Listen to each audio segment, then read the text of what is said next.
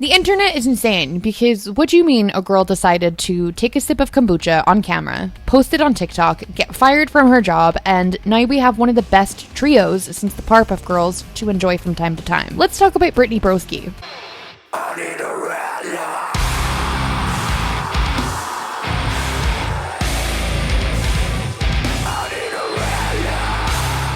Hi, I'm Tay. I'm a fashion designer and artist. Welcome to my channel. First and foremost, before I get into this, so sorry, I have to make an apology and a correction. In the last I Designed For video, I covered and designed for Tara Yummy, and within the first 10 seconds of that video, I made a mistake, and I have no idea how I did this, but I called Johnny Gilbert Johnny Gibson, and I don't know why I did that. I'm so sorry, my mistake.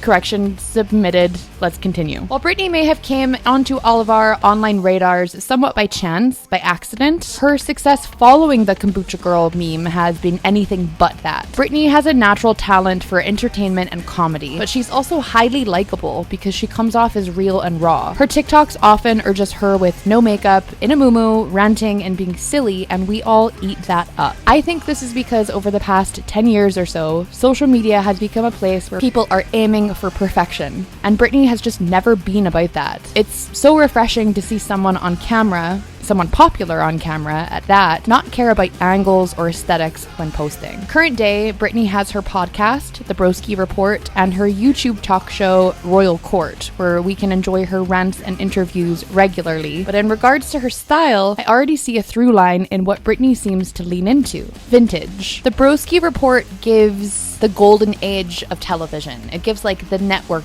era, also known as the silver age, through the 1950s and the 1980s. And a lot of her done up outfits that she's seen in are giving Priscilla Presley. The Royal Court shows off her interest in the medieval era. And when she shared her singing abilities with us, she encapsulated this Venus oil painting goddess vibe that suits her so incredibly well. And what do all these have in common? Well, I already sort of said it, but vintage, classic, very little modern inspiration in any of her looks, even when she's casually making an appearance on Friends podcasts. Her more dressed down but still intentional looks give glass bottle of Coca-Cola, American diner, drive-in movie type vibes. Brittany grew up in the South, or what she calls, or maybe it's known as this, I suppose, the Bible Belt in America. So I reckon she does hold some inspiration in her fashion choices from her upbringing, as it does seem to track. Unless she has a stylist who makes these choices for her, I really do see how someone who grew up there would lean towards the outfits that she wears. Now for this video, I'm going to be designing a capsule collection for Brittany Broski. This is unprompted, by the way. She has not asked for this, nor has anyone asked me to do this. This is a series that I do on my channel where I pick an influencer or YouTuber or celebrity that I like. Then I talk a bit about who they are and their style. Then I design a look or a mini collection for them. This will be my fourth installment of this series, first being Vanilla Mace,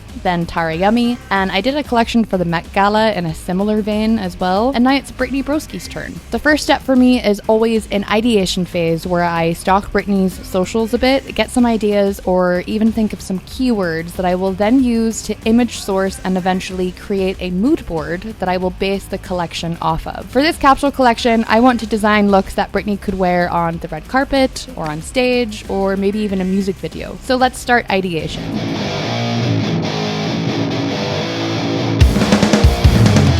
Let's take a look through Brittany's Instagram and social posts to see what we see when intentionally looking at her fashion and outfit choices. I see lots of textures. I see that she loves to play with silhouettes, and she seemed to like prints, but further back in time, more current Brittany seems to favor and focus more on texture and silhouette. One thing I notice as well about Brittany's looks is that she is going to show up. If there's an event and that event has a theme, or if it's for a movie or a show or something, she's going all out and inspiring her look around what that is. And I can't tell you how much I appreciate that as someone who does this as well. I just know if I threw a themed get-together, Brittany would be the sort of person to match her fit to the theme, and that is very important to me. I see lots of layers in her looks as well, which can be really fun when you're designing because it means I might be able to design a few pieces that all go together in one look, and I love that for me. So now, based on a wee bit of stalking secured here, I'm going to do a keyword trick where I think of 4 words that pop to mind when I look at Brittany's style and wardrobe. Those words will be what I take and use to source images for our mood board. I feel these words when I look at Brittany's style: goddess, Americana, tailored, and you know what? Academia. But not like the typical academia and what we normally mean when we use that word in fashion discussions. I mean like professor. Like Professor Brittany. The key with keywords is that I want to avoid using obvious words that will spit out fashion images when I start collecting visuals. I want to grab a vibe. So these words, I feel like, are a great starting point for me to start image collection. And you'll never believe where I'm gonna go for that. Pinterest. As I've said before on my channel, if you're doing a serious design project, avoid Pinterest. They'll tell you that in art and fashion school as well. It's so difficult to trace the origins of images on Pinterest that teachers or clients might not like that you use them very much. But for the sake of my fun projects and challenges here on this channel, Pinterest will work just okay. If you're new to my channel, this will be your first time joining us for an ideation session, and if that's the case, welcome and please subscribe. But this is the time where we just collect as many images as feels right. I use those keywords and just vibe. I grab things that I like, I grab things that make sense. I don't focus too heavily on sticking to anything like color. I literally just collect images that feel right. And I'll do that for as long as it feels right. I do stay away from AI images as best I can, of course, and I also try to stay away from too many obvious fashion images. Meaning, I'm not just taking a dress or a top that I like and adding it to a mood board to redesign. Rather, I'll take images that have textures or colors or shapes that I like and think will work for something. Now, that doesn't mean no fashion images ever can make the cut. Like if there's a certain silhouette that's hitting or I need it, I'll get it. But more often than not, when you look at these mood boards that I put together for these challenges, there's very little in ways of actual fashion imagery. And with that, we'll take all these pictures we got during this session, throw them onto a blank canvas, and start moving them around. Not all images will make the cut sometimes, and sometimes even you might feel like it's not complete and needs more, and you'll have to go back to visual searching. But I just move things around, resize them, arrange them, and at some point we will see something. And here it is, our mood board for our capsule collection for Lord Professor Supreme Leader Brittany Broski. Let's start some sketching. With our mood board right there, up front and center, easy to see, easy to remember, I'm just gonna get some preliminary sketches out first. These wee rough sketches are just gonna be what I think I want to see. Silhouettes, details, any elements or textures that I want to be included. These have to be rough. They have to be fast, they gotta be tough, they gotta be cool, they gotta be wild, they gotta be good. I don't know what that song is, but they have to be like that. They just have to be quick. Like, don't think about them too much. And then when you're ready, I'm gonna use some croquis, and these are gonna help get things more into place before final rendering. And here we go. Boom, final pieces. Here are the final pieces for my unasked for, unprompted, unofficial capsule collection for Brittany Broski. I did 4 pieces, and I very nearly did 5, but let's look through each of them. Piece 1 is a mini dress with structured corset bodice. Bodice is a mason chino twill in a royalish blue, with corset detail in front and functional in the back. Skirt portion is a sheer but layered powder blue chiffon with matching waterfall sleeves. Sleeves are a separate piece for function. Neckline is also in that powder blue chiffon with a peekaboo front, bow detail and fastening in the back to allow for function and open back. Piece 2 is an asymmetrical hem corset dress. Structured bodice in a dusty rose brocade jacquard satin fabric. Balconette neckline with subtle pleating there in a camel polyester chiffon. Functional corset closure in the back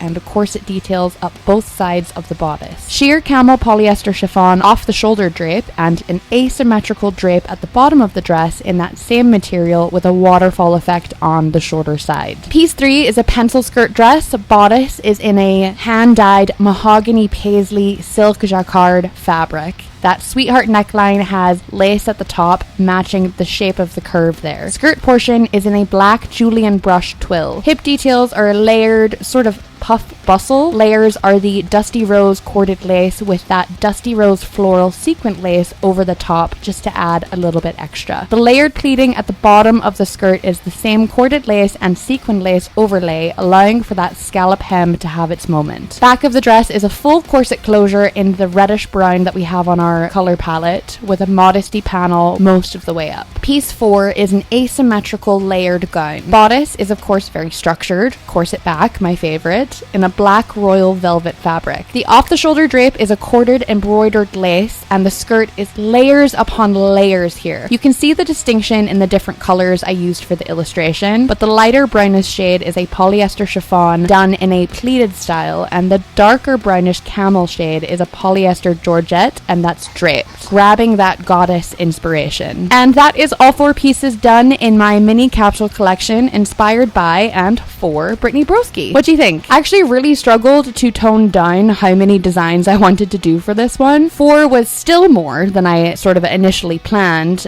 but I very nearly ended up doing about 6 full designs. Which one is your favorite? And which one could you see Brittany actually wearing? Don't forget to like this video if you enjoyed it, comment below your thoughts and feelings on the pieces I designed, and if you haven't already, subscribe to my channel so I can keep making these videos every Wednesday and Friday. Thanks for hanging out, and I'll see you in the next one. Bye!